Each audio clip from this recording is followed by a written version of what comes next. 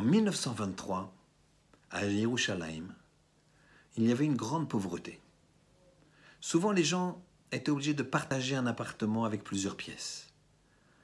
Ici, la famille Auerbach, une famille religieuse, orthodoxe, doit partager, pour cause de pauvreté, pendant quelques semaines, une chambre de leur appartement avec un couple de pionniers qu'on appelait les Chalutzim et qui n'étaient pas du tout religieux. C'étaient des Russes, un jeune couple, une trentaine d'années, qui avait décidé de venir en Terre Sainte et de chercher un kibbutz pour habiter, travailler.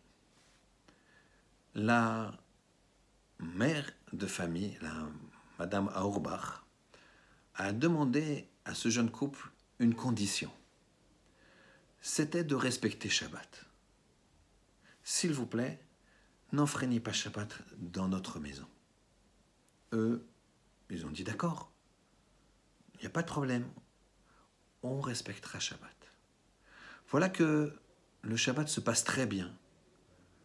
Le couple de Chalutzim est tout à fait correct et respecte Shabbat. Un moment, dans la journée de Shabbat, la porte étant ouverte, la famille Auerbach, donc les juifs pratiquants, voit que le jeune homme est en train d'écrire. Elle lui demande, écoute, on avait dit que tu respectais Shabbat.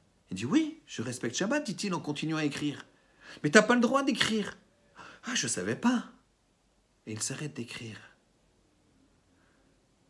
Le fils de Madame Auerbach, qui a à peu près le même âge que ce jeune homme, comprend qu'il ne connaît vraiment rien. Rien. Alors, il est pris de pitié comme ça et il lui dit, tu connais pas du tout, tu comprends pas que écrire on n'a pas le droit? Non, je savais pas. Excusez-moi. Tu veux pas marcher un petit peu dehors avec moi, qu'on discute, qu'on fasse mieux connaissance? Bien sûr. Et voilà que les deux jeunes hommes marchent dans les rues de Yerushalayim, ce Shabbat après-midi. Et voilà que le jeune garçon religieux éprouve une sympathie réelle vers celui qui allait devenir son ami. Et il lui dit, mais raconte-moi, tu ne connaissais vraiment rien? Il lui dit, oui, vraiment, j'avais un grand-père en Russie qui connaissait, mais qui a un petit peu lâché. Mes parents, eux, ils ont complètement lâché.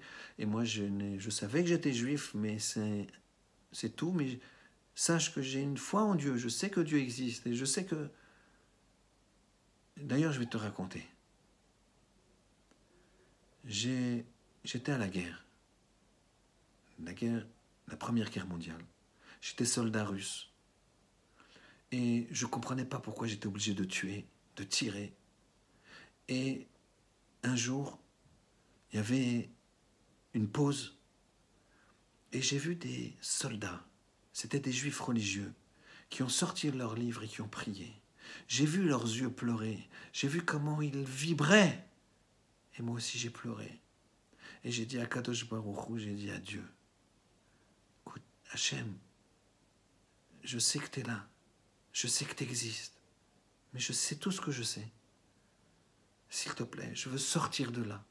Et si tu me fais sortir de là, sans encombre, mais sortir de là, que j'arrête de tirer, de tuer pour n'importe quoi, je ne comprends même pas, eh bien je ferai les mitzvot. J'irai dans une yeshiva, j'apprendrai.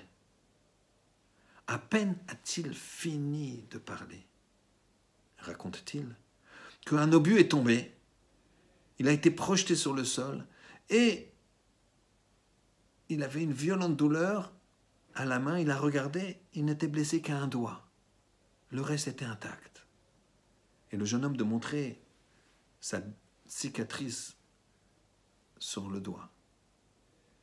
Immédiatement, on m'a rapatrié et j'ai été libéré de la guerre. Il me restait 2 ans d'études. Mais j'avais une promesse, j'avais promis que j'allais à l'yeshiva. Maintenant, on m'a dit, mais tu ne te rends pas compte, si tu deviens ingénieur, agronome, t'imagines, tu vas être quelqu'un. Et ma tendance négative, ce qu'on appelle nous le Yetzer Hara, ma prétention, ingénieur, moi qui étais d'une famille très simple, et j'étais un des meilleurs élèves, j'avais envie d'aller jusqu'au bout. Je finis mes 2 ans et j'irai à la yeshiva. Et malheureusement, j'ai fini mes 2 ans, j'ai commencé à travailler, et voilà. Je n'ai jamais appris.